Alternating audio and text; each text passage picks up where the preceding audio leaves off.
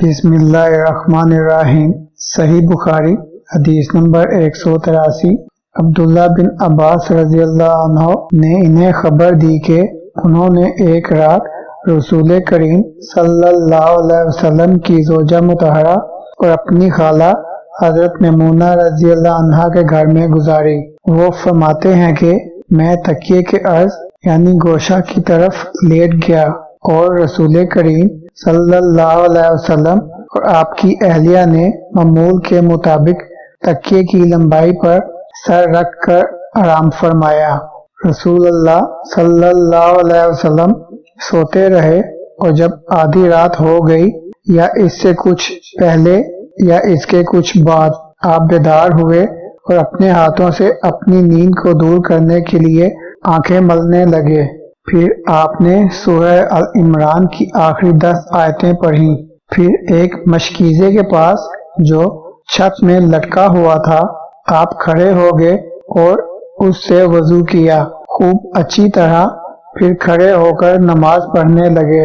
ابن عباس رضی اللہ عنہ کہتے ہیں کہ میں نے بھی کھڑے ہو کر اسی طرح کیا جس طرح آپ صلی اللہ علیہ وسلم نے وضو کیا تھا۔ پھر جا کر میں بھی آپ کے پہلو مبارک میں کھڑا ہو گیا۔ آپ نے اپنا دائیں ہاتھ میرے سر پر رکھا اور میرا دایاں کان پکڑ کر اسے مروڑنے لگے۔ پھر آپ نے 2 رکعتیں پڑھی، اس کے بعد پھر 2 رکعتیں پڑھی، پھر 2 رکعتیں پڑھی، پھر 2 رکعتیں پڑھی، پھر 2 رکعتیں پڑھی، پھر 2 رکعتیں پڑھی۔